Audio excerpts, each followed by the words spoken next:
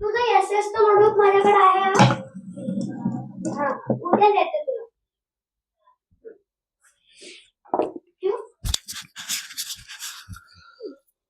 ಕರುನಾಡಿಗೆ ನಮಸ್ಕಾರ. ಕೆಸೆಟ್ 2026 ಪತ್ರಿಕೆ 1 unit 1 teaching ಅಪ್ಟಿಟ್ಯೂಡ್ದಲ್ಲಿ ಬರುವ ಪ್ರಮುಖ 100 ಇಂಪಾರ್ಟೆಂಟ್ ಕನ್ಸೆಪ್ಟ್ ಬಗ್ಗೆ ನಾವು ಟು ದಿ ಪಾಯಿಂಟ್ ಮಾಹಿತಿಯನ್ನು ನೋಡಿಕೊಳ್ಳುತ್ತಿದ್ದೇವೆ. ಈಗ 59 ಕನ್ಸೆಪ್ಟ್ ಮುಗಿದಿದೆ. ಈಗ 60ನೇ ಕನ್ಸೆಪ್ಟ್ ಡಿಸಿಷನ್ ಮೇಕಿಂಗ್, ನಿರ್ಣಯ ತೆಗೆದುಕೊಳ್ಳುವ ಒಂದು ಕ್ಷಮತೆ. ಡಿಸಿಷನ್ ಅಂತ ನಿರ್ಣಯ ತೆಗೆದುಕೊಳ್ಳೋದು. ಈಗ ನಿಮಗೂ ಈಗ ಭಾಳ ಟೆನ್ಷನ್ ಆಗೈತಿ.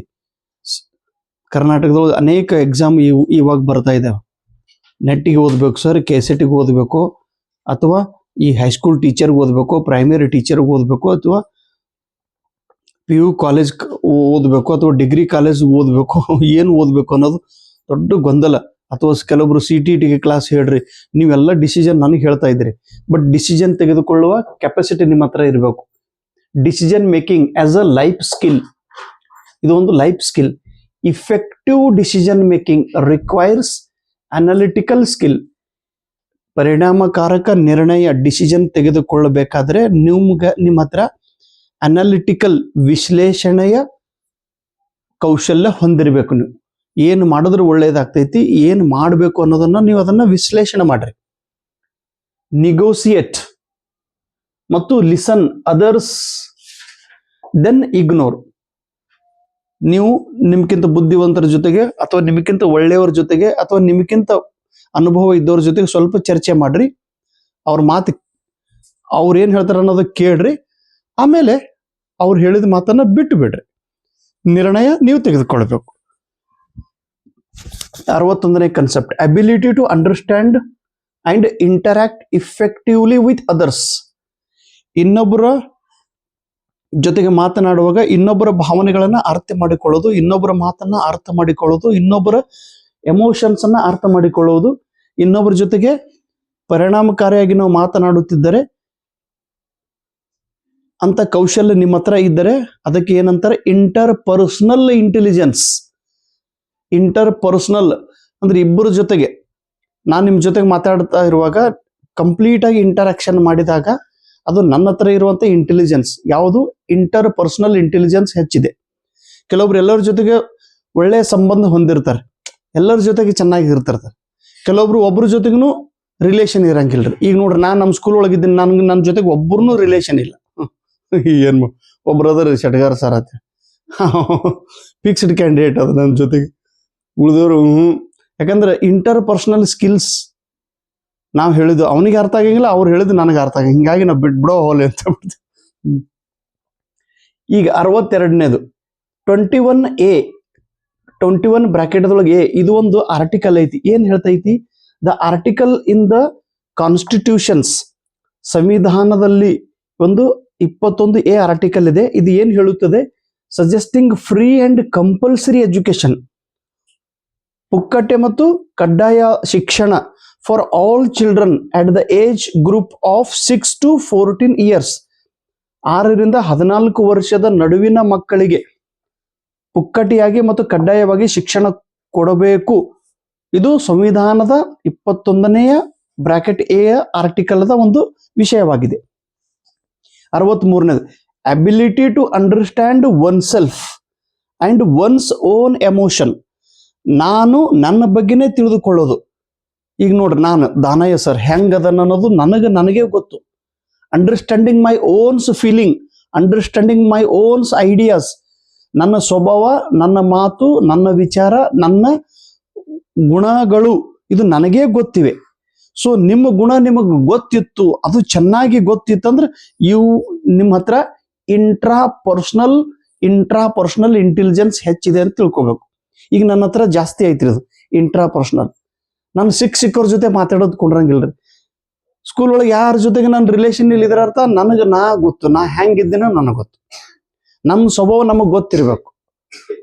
ಅಂದಾಗ ನಾವು ಪ್ರಗತಿ ಹೊಂದುತ್ತೇವೆ, ಅಂದಾಗ ನಾವು ಅಚೀವ್ಮೆಂಟ್ ಮಾಡುತ್ತೇವೆ, ಅಂದಾಗ ನಾವು ಮೇಲೆ ಬರುತ್ತೇವೆ, ಅಂದಾಗ ನಾವು ಸಾಧನೆ ಮಾಡುತ್ತೇವೆ.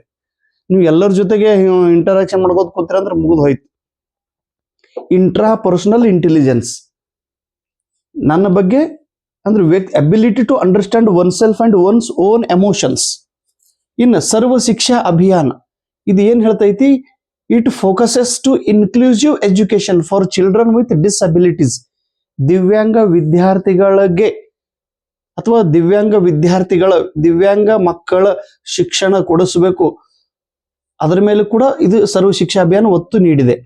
ಕಾರ್ಲ್ ಜಂಗ್ ಅನ್ನುವ ಒಬ್ಬ ಸೈಕಾಲಜಿಸ್ಟ್, ಮನೋವಿಜ್ಞಾನಿ, ಇವರು ಒಂದು ಕಾನ್ಸೆಪ್ಟ್ ಅನ್ನು ಹೇಳಿದ್ದಾರೆ. ಏನು?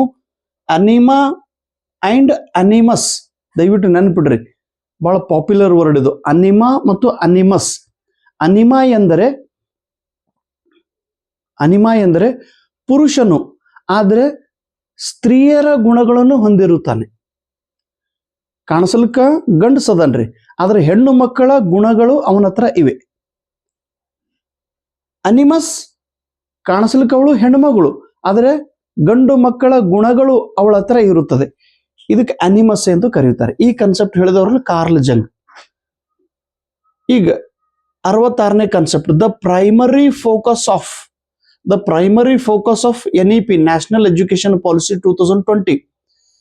ಏನು ಇದು ಎದ್ರ ಮೇಲೆ ಒತ್ತು ಕೊಟ್ಟದ್ ನೋಡ್ರಿ, transforming India into knowledge based society and economy. ಭಾರತವನ್ನ ಬದಲಾವಣೆ ಮಾಡೋದೈತಿ. ಎದರಲ್ಲಿ? ಜ್ಞಾನದ ಆಧಾರಿತ ಸಮಾಜದಲ್ಲಿ ಬದಲಾವಣೆ ಮಾಡೋದು ಮತ್ತು ಭಾರತ ದೇಶದ ಆರ್ಥಿಕತೆಯಲ್ಲಿ ಸುಧಾರಣೆ ಮಾಡೋದು. ಇದು NEPಯು ಹೆಚ್ಚು ಫೋಕಸ್ ಮಾಡುವ ಕೆಲಸ. ಇನ್ನು Indira Gandhi national open university, Indira Gandhi ರಾಷ್ಟ್ರೀಯ ಮುಕ್ತ ವಿಶ್ವವಿದ್ಯಾಲಯ ದಿಲ್ಲಿಯಲ್ಲಿದೆ. University in India is offering the largest number of courses through distance mode. ದೂರ ಶಿಕ್ಷಣದ ಮೂಲಕ ಭಾರತದಲ್ಲಿ ಅತಿ ಹೆಚ್ಚು ಕೋರ್ಸ್ಗಳನ್ನು ನಡೆಸುವ ವಿಶ್ವವಿದ್ಯಾಲಯ ಇಗ್ನೋ ವಿಶ್ವವಿದ್ಯಾಲಯ. ಇನ್ ಸಕ್ರಿಯವಾದ ಕಲಿಕೆ ಪ್ರಕ್ರಿಯೆ, ಆಕ್ಟಿವ್ ಲರ್ನಿಂಗ್ ಪ್ರೋಸೆಸ್, ಸಕ್ರಿಯ ಕಲಿಕಾ ಒಂದು ಪ್ರಕ್ರಿಯೆ is the most significant for student learning. ಒಬ್ಬ ವಿದ್ಯಾರ್ಥಿ ಕಲಿಬೇಕಾದ್ರೆ ಅವನ ಹತ್ರ ಈ ಗುಣಧರ್ಮ ಇರಬೇಕು. ಅವನು ಆಕ್ಟಿವ್ ಆಗಿ ಲರ್ನಿಂಗ್ ಪ್ರೊಸೆಸ್ ದಲ್ಲಿ ಭಾಗವಹಿಸಿಕೊಳ್ತಿರ್ಬೇಕು. ಇನ್ನು ಲೈಸೇಜ್ ಫೇಯರ್ ನೋಡ್ರಿ, ಸ್ವಲ್ಪ ಇದು ವರ್ಡ್ ಫ್ರೆಂಚ್ ವರ್ಡ್ ಐತಿ, ಲೈಸೇಜ್ ಫೇಯರ್ ಅಂತೇಳಿ. ಲೈಸೇಜ್ ಫೇಯರ್ ಎಂದರೆ ಇದು ಒಂದು ಪ್ರಕಾರದ, ಇದು ಫ್ರೆಂಚ್ದ ಅರ್ಥ ಇದೆ. ಇದರ ಅರ್ಥ ಏನು? Leadership style is also called non interfering. ಇದು ಒಂದು ಲೀಡರ್ಶಿಪ್ ಕ್ವಾಲಿಟಿ, ನಾಯಕದ ಗುಣ. ಆದ್ರೆ ನಾಯಕದೊಳಗೆ ಅನೇಕ ನಾಯಕರು ಇರ್ತಾರೆ. ಈ ಗುಣ ಇರುವ ನಾಯಕ ಹೇಗಿರ್ತಾನ? ತನ್ನ ಕೈ ತೊಳಗಿರುವಂತ ತಂಡದಲ್ಲಿ ಇರುವಂತ ತನ್ನ ಟೀಮ್ದಲ್ಲಿ ಇರುವಂತ ವ್ಯಕ್ತಿಗಳ ಮೇಲೆ ಹೆಚ್ಚು ಒತ್ತು ಕೊಡುವುದಿಲ್ಲ, ಟೆನ್ಷನ್ ಕೊಡುವುದಿಲ್ಲ, ಪ್ರೆಷರ್ ಹಾಕುವುದಿಲ್ಲ. ಅವರೆಲ್ಲ ಮೆಂಬರ್ಸ್ಗೆ ಏನ್ ಹೇಳ್ತಾನೆ, ನೋಡಪ್ಪ ನಿಮ್ಮ ಕೆಲ್ಸಿನೊಳಗೆ ನಾನು ಅಡ್ಡಿ ಬರಂಗಿಲ್ಲ, ನಿಮ್ಮ ಕೆಲ್ಸಿನೊಳಗೆ ನಾನು ಮಧ್ಯದೊಳಗೆ ಬರಂಗಿಲ್ಲ, ನಾನು ಏನು ಡಿಸಿಷನ್ ತಗೊಳಂಗಿಲ್ಲ, ನೀವೇ ಡಿಸಿಷನ್ ತಗೊಂಡು ನೀವೇ ಕೆಲಸ ಮಾಡೋದು, ನಿಮ್ಮ ಕೆಲಸ ನೀವು ಮಾಡೋದು, ಏನ್ ಮಾಡೋದೈತೆ ಅನ್ನೋದೆಲ್ಲ ನೀವೇ ಮಾಡೋದು, ನನಗೇನು ಕೇಳೋದಿಲ್ಲ, ನನಗೇನು ಹೇಳಬೇಡ್ರಿ, ನಾನು ನಿಮ್ಮ ಕೆಲ್ಸಿನೊಳಗೆ ಬಂದು ಇಂಟರ್ಫೇರ್ ಮಾಡುವುದಿಲ್ಲ. ಈ ಪ್ರಕಾರದ್ದು ಲೀಡರ್ ಇರ್ತಾರ. ನಿಮ್ ಪ್ರಕಾರ ನೀವು ಕೆಲಸ ಮಾಡ್ಕೊಂತ ಎದ್ದು ಬಿಡ್ರಿ. ಧನ್ಯವಾದಗಳು.